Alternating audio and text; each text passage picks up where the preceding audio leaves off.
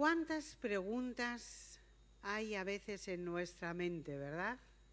¿Cuántas cosas que desconocemos, que no tenemos ni idea, ni idea? Es verdad que en los últimos 2 siglos especialmente, todo lo que es tecnología, ciencia, conocimiento, ha adelantado un montón. Ya decía el famoso cuplé, ¿no? Es que las ciencias adelantan, que es una barbaridad, ¿no? Cantaban los antiguos, pero esto es así. Hemos avanzado mucho en conocimiento, pero todavía hay un área en el ser humano que es muy desconocida, y es la mente, es la inteligencia, es nuestro cerebro. Qué poco conocemos de nuestro cerebro. Apenas hemos podido arañar un poquito en lo que eso significa. La psicología, la psiquiatría, la neurología ha avanzado mucho y ha tratado de entender algunas partes de cómo funciona nuestro cerebro. ¿Sabéis que la palabra más usada en el griego para mente es la palabra nous, que tiene que ver con ese asiento de esa conciencia reflexiva? Porque es verdad que hay unos conocimientos y una conciencia que no tenemos control, que sale a flote a veces cuando dormimos, etcétera, etcétera. Pero esa conciencia reflexiva que nos ayuda a comprender facultades, conocimiento, percepciones, sentimientos, juicio, etcétera, etcétera. ¿Sabéis un hecho muy interesante? ¿Sabéis qué porcentaje usamos de nuestro cerebro? ¿Alguien sabe esto? No funciona. ¿Sabéis qué porcentaje usamos de nuestro cerebro? El 10, los que son listos. El 10, personas como Albert Einstein. Usó el 10%. De hecho, su cerebro está guardado y es objeto de estudio, porque dice que la parte prefrontal era más grande y de ahí que pudiera usar más conocimiento. Pero por ahí todos nos vamos para abajo. El 10, los que son genios, como puede ser este caso. Solamente llegar a un 10% ya es, imaginaros, qué capacidad tiene nuestro cerebro que está ahora mismo sin ser usado. Otra cosa interesante que he escuchado y leído en estos días. ¿Sabéis cuántos pensamientos generamos al cabo del día? ¿Cuántos pensamientos? Seguro que esta cifra ni os lo hubierais podido imaginar. 50.000 pensamientos es la media, Algunos que son más dispersos, hiperactivos como el pastor, lo superará, superará este ranking. Pero en general, por nuestra mente diariamente aparecen 50.000 pensamientos que llegan. Qué tremendo es esto. Yo cuando lo vi me quedé asombrada, pero lo que me causó más asombro de esto es que el 85% de estos pensamientos, no sé qué le pasa, no me funciona, así que vais a tener que ir adelantándome vosotros, el 85% de estos pensamientos son malos. De 50.000 pensamientos que se producen en nuestra mente, el 85% de esos pensamientos tiene que ver con cosas negativas. Tenemos que no formar parte de ese porcentaje, hermanos, Tenemos que romper ese porcentaje como creyentes que somos. ¿Por qué? Porque la Biblia nos habla de cuidar nuestros pensamientos. Estamos hablando en todos estos días de correr la carrera de la vida puestos los ojos en Jesús. ¿Qué significa poner los ojos en Jesús? Pensar en Jesús. Para eso tengo que aprender a controlar mis pensamientos. Proverbios 4:23 dice, y sobre todas las cosas, cuida tu mente, porque ella es fuente de vida. En Proverbios 23:7 dice, tal como piensa un hombre dentro de sí, así es él. ¿Cómo está nuestro pensamiento? ¿Cómo está ese porcentaje de pensamientos en nuestra vida? ¿Estamos pensando, cayendo en esa media de ese 85%? Pues creo que debemos romper esa media, porque nuestro cerebro, la mente que Dios nos ha dado, es algo que tiene que servir para adorar y para darle gloria. Ya nos lo dijo el apóstol en Romanos capítulo 12 y versículo 2, cuando él nos decía: transformaos, ¿por medio de qué?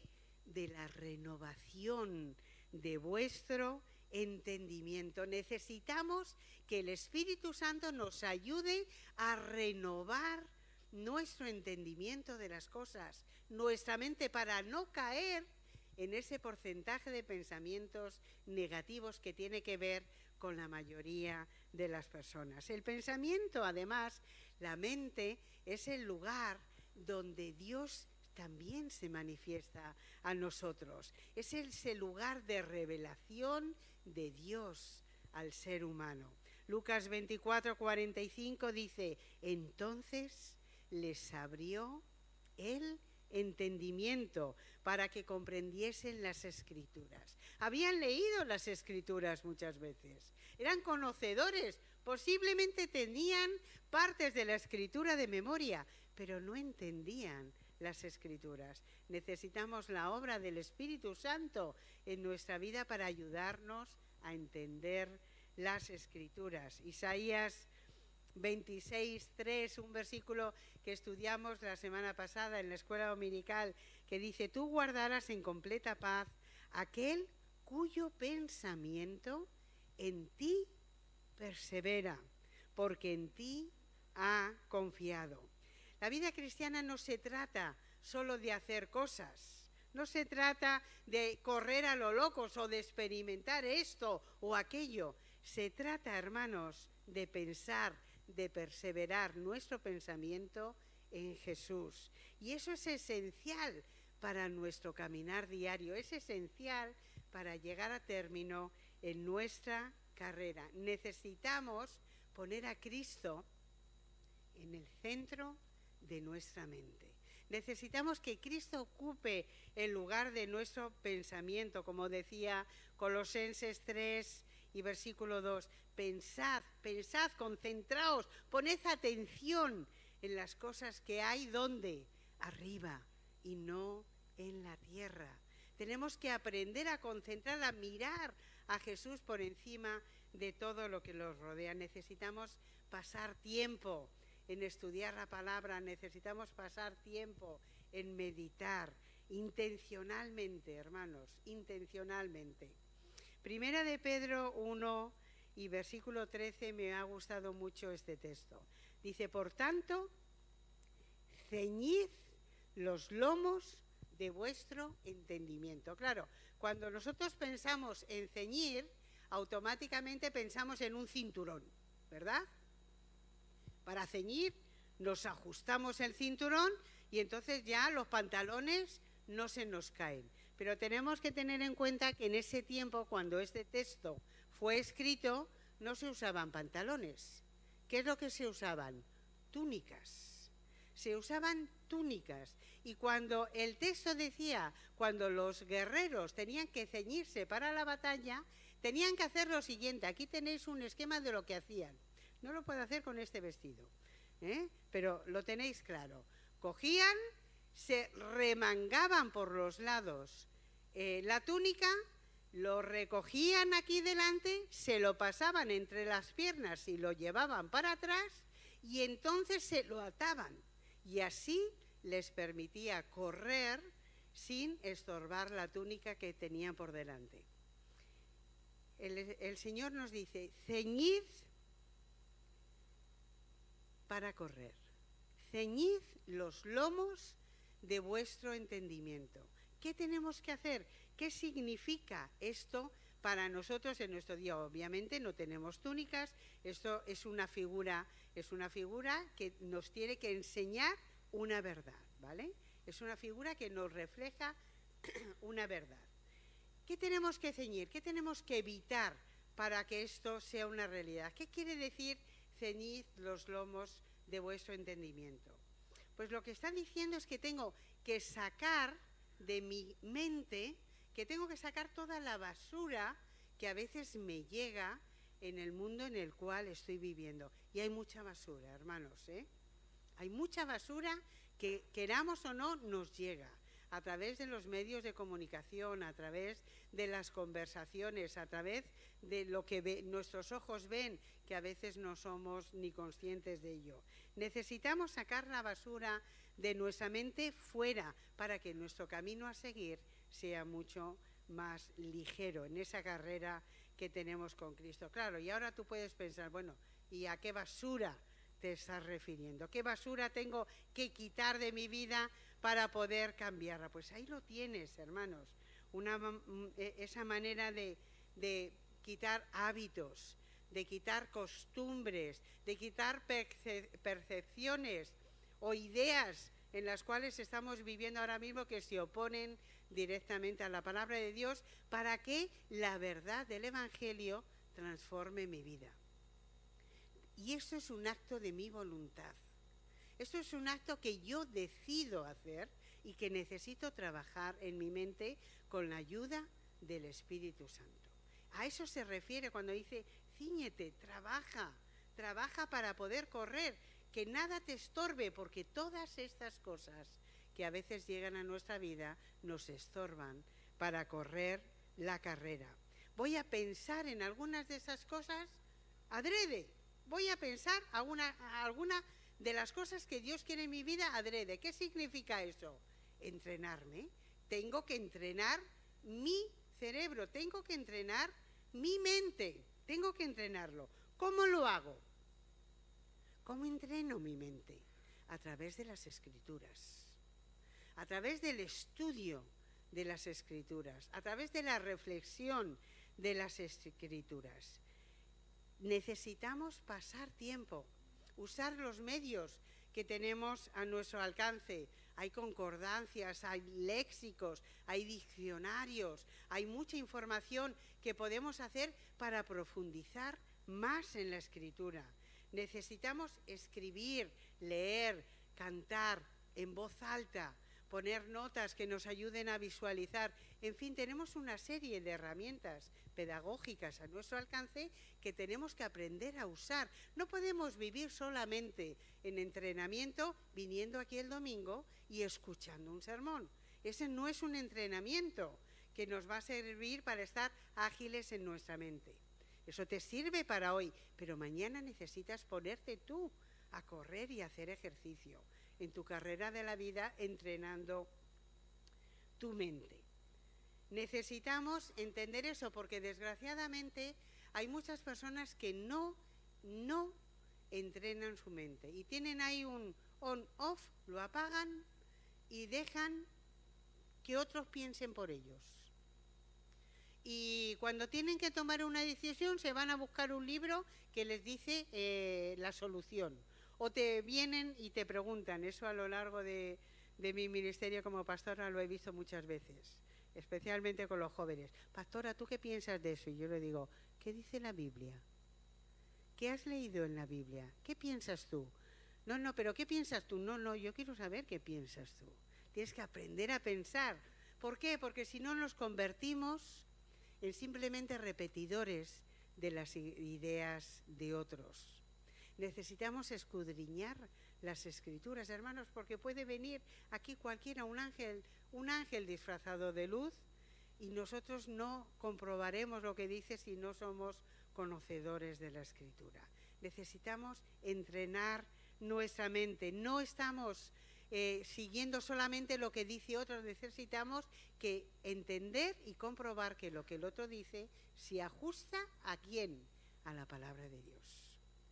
Porque si no ya puede ser la persona y el orador más maravilloso del mundo, que es la palabra la que prima y tiene que ser la primera en nuestra vida. ¿Por qué?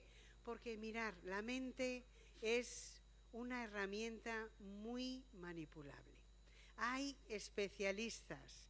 Nuestro enemigo es especialista en manipular nuestra mente con medias verdades, con ideas que parecen maravillosas, pero que nos llevan a esclavitud y que nos llevan a errar.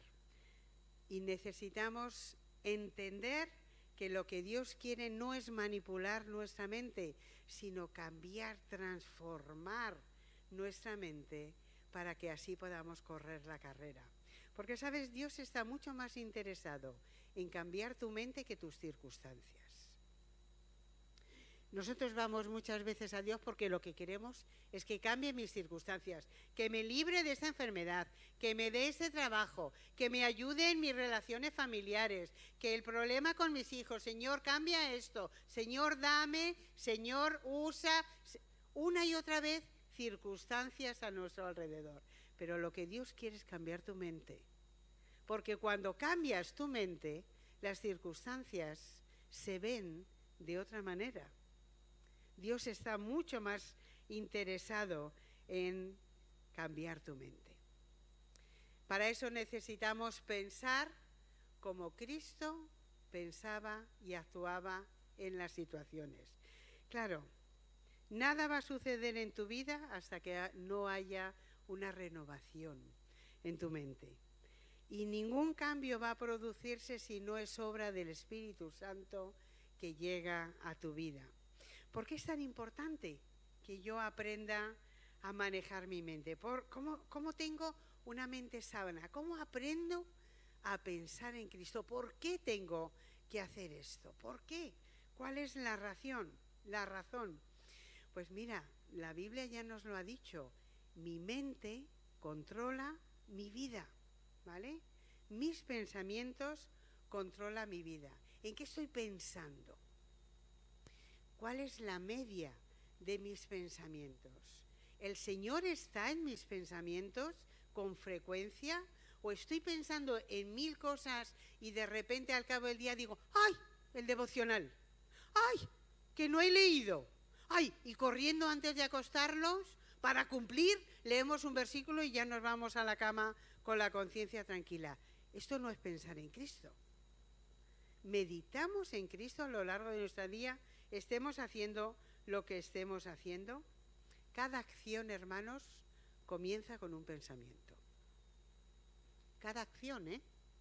Cada acción. Si no lo piensas, no lo haces. Si no lo piensas, no lo haces. Lo bueno y lo malo. Lo bueno y lo malo. Si es un buen pensamiento, vas a hacer bien. Pero si no es un buen pensamiento y no lo rechazas en el nombre de Cristo, te va a llevar a veces a pecar. Así que necesitamos controlarlo. La Biblia dice que el poder de la mente, el poder de tus pensamientos, tiene una capacidad tremenda para moldear nuestra vida. Así que tengo que aprender a manejar mi mente, porque es en mi mente donde hay una guerra espiritual. En mi mente se genera una guerra espiritual, hermanos. Una guerra que tiene que ver a veces con mi vieja naturaleza, que está ahí y que tengo que luchar diariamente con ella. Y si no, recuerda al gran apóstol Pablo, no hago lo que quiero, no hago lo que quiero, no es lo que hago. Y lo que no quiero, eso es lo que hago. Esa lucha se produce muchas veces dentro de nosotros. Y en mi mente es donde gano o pierdo las batallas. En mi mente gano o pierdo. La tentación, hermanos, comienza en mi mente. En mi mente, mirando donde no debo. Anhelando lo que no tengo. Y comienza ahí. Pensando. A veces pensamos que la tentación es algo externo, pero no lo es. Sucede dentro de mí y me lleva a la acción. Así que para eso tengo que alimentar mi mente con la verdad, para que la verdad de la palabra sea una realidad para mí clara y suficiente. La pregunta es, ¿de qué estoy alimentándome? Claro, hay algunos alimentos muy fáciles de comer, que nos gusta a todo el mundo. Dile a un niño, ¿te hago pizza? Y mis nietas dan palmadas de aplauso. ¡Sí, pizza! Ahora, dile a un niño, ¿quieres brócoli? Y dirá, Brócoli no, quiero pizza, es más fácil la pizza, es más buena, es más rica. Pero luego, ¿sabes lo que hace la pizza en tu vida? Ay, los kilos que te trae que luego no hay manera de quitar.